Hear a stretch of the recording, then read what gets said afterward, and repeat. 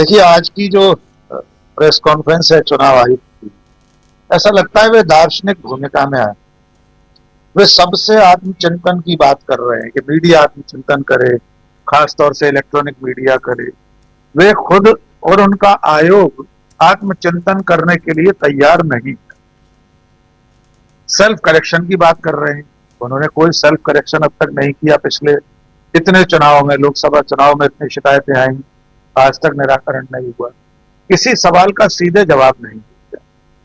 आज की घोषणाओं में दो तीन छोटी चीजें और जोड़ना चाहता हूं। राजीव जी, आपने एक विधानसभा का 3 विधानसभाओं के उपचुनाव नहीं करा रहा चुनाव आयोग, एक लोकसभा सीट पर नहीं करा रहा।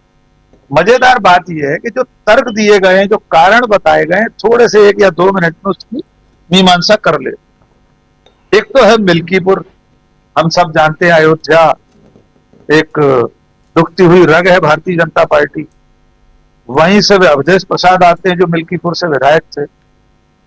उनके सांसद बनने के बाद सीट खाली हुई। दूसरी है, एक और विधानसभा सीट है जिसका नाम है देवीकुलम, केरल में। वहां भी चुनाव नहीं हो रहा। बसीरहाट है लोकसभा की सीट।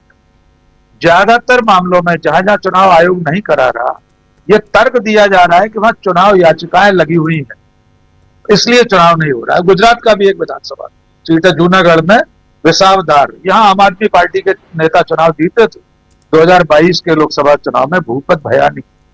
अगले साल वे भारतीय जनता पार्टी में चले गए। ये वो सीटें हैं जहां पर चुनाव याचिकाएं लगी हुई हैं हारे हुए प्रत्याशियों द्वारा, इसलिए चुनाव आयोग इनमें उपचुनाव नहीं करा रहा।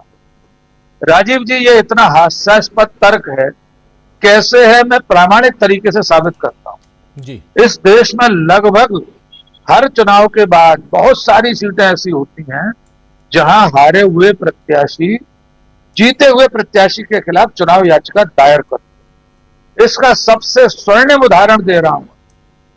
2008 मध्य प्रदेश की दतिया विधानसभा सीट से डॉक्टर नरोत्तम मिश्रा चुनाव जीते। पराजित प्रत्याशी डॉक्टर राजेंद्र भारती ने उनके खिलाफ चुनाव याचिका दायर। शिकायत थी पेड न्यूज को लेकर।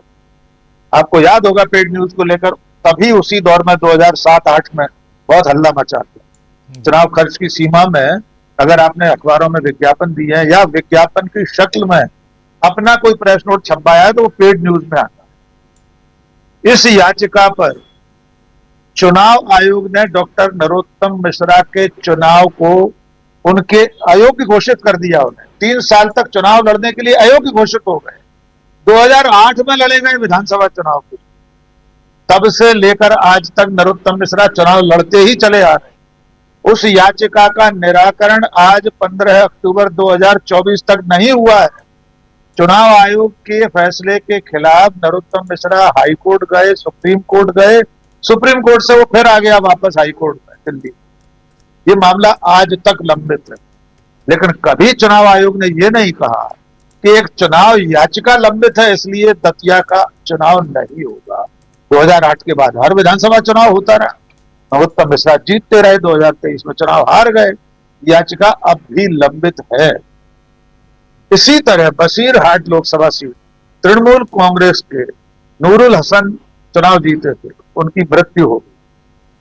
चुनाव आयोग का कहना यह है कि वहां भी पराजित प्रत्याशी ने याचिका दायर कर रखी है, इसलिए उपचुनाव नहीं कराएंगे। अयोध्या की मिल्कीपुर सीट में भी यही कारण बताया है आयोग ने कि जो पराजित भारतीय जनता पार्टी के प्रत्याशी थे उन्होंने अवधेश प्रसाद की जीत के खिलाफ याचिका दायर कर रखी है। अवधेश प्रसाद तो अब सांसद बन चुके हैं, वो याचिका लंबित रहे, क्या फर्क पड़ने वाला है, उपचुनाव कराया जाना चाहिए। लेकिन चूंकि केंद्रीय चुनाव आयोग भारतीय जनता पार्टी के हाथ की कठपुतली है, इसलिए उसकी सुविधा का ध्यान रखा। भारतीय जनता पार्टी अभी इस स्थिति में नहीं है कि अयोध्या में लगातार 6 महीने में दूसरी हार का सामना करना पड़े। हम नहीं कह रहे मिल्कीपुर में हार जाएगी बीजेपी, लेकिन उसे यह डर होगा कि अभी अभी अयोध्या का, फैजाबाद का लोकसभा चुनाव हारे और उसी क्षेत्र के अंतर्गत अगर मिल्कीपुर में भी हार गए तो क्या मुंह दिखाएंगे। सारे तर्क बेमानी है चुनाव आयोग के इस तरह चुनाव टालने के मामले में। अब आते हैं जो महाराष्ट्र और झारखंड में चुनाव होने जा रहा है, उसमें चुनाव आयोग की भूमिका को लेकर जो चेतावनी संजय राउत ने दी है, इसी तरह की चेतावनी की जरूरत है। और यकीन मानिए जो हरियाणा में जो कुछ कर गुजरा चुनाव आयोग या सत्ता में बैठे लोग, वैसा महाराष्ट्र में तो नहीं कर पाएंगे, बहुत आसान नहीं होगा उनके। जो तर्क आज उन्होंने दिए, मतगणना की बात आप बार बार कर रहे हैं, हम और आप सुबह से बैठे थे उस दिन, सारे चैनल बता रहे थे, आज वे चैनलों को सेल्फ करेक्शन का पाठ पढ़ा रहे हैं। उस दिन भी क्या चुनाव आयोग एक ट्वीट करके ये नहीं कह सकता था कि भाई अभी 8:32 हुए हैं, अब तक आपने जो दिखाया वो गलत है? अगर एक ट्वीट कर देता चुनाव आयोग तो हम लोग सब तत्काल ब्रेकिंग चलाते कि अभी जो 67 सीटों पर कांग्रेस आगे बताई गई है ये ठीक नहीं है, आयोग का कहना अभी तो गिनती शुरू नहीं हुई। एक ट्वीट उस दिन क्यों नहीं किया? आज तक चुनाव आयोग उसका इंतजार क्यों करता है? ऐसे अनेक सवाल है राजीव जी। लोकसभा चुनाव में 11 दिन बाद कुल आंकड़ा बताना, हरियाणा जैसे छोटे से राज्य में 3 दिन बाद आंकड़ा बताना, कई लाख वोट बढ़ जाना, गिनती के दिन घंटों तक चुनाव आयोग की वेबसाइट का अपडेट न होना, इन सारे सवालों के जवाब आयोग ने आज भी ठीक तरीके से नहीं दिए। जहां तक राजनीतिक दलों की स्थिति है, महाराष्ट्र में भारतीय जनता पार्टी के सामने बड़ी चुनौती है। उसके अपने कुनबे में रार छिड़ी हुई है। उसकी सरकार में जिस तरह पूर्व मंत्री की हत्या हुई, कानून व्यवस्था की महाराष्ट्र में क्या स्थिति है सबके सामने। दूसरी तरफ महाविकास अघाड़ी एकजुट दिखाई दे रही, जल्दी ही मुझे लगता है उनकी सीटों का बंटवारा हो जाएगा। वहां से जब झारखंड की तरफ आप देखते हैं तो हेमंत सोरेन को जेल भेजकर सरकार ने जिस तरह से अपने शिकारी दस्तों ईडी, सीबीआई, आईटी के जरिए जो अत्याचार किया है आदिवासी समुदाय में, उसका गलत संदेश गया है। वहां भी बीजेपी के लिए रास्ते आसान नहीं है।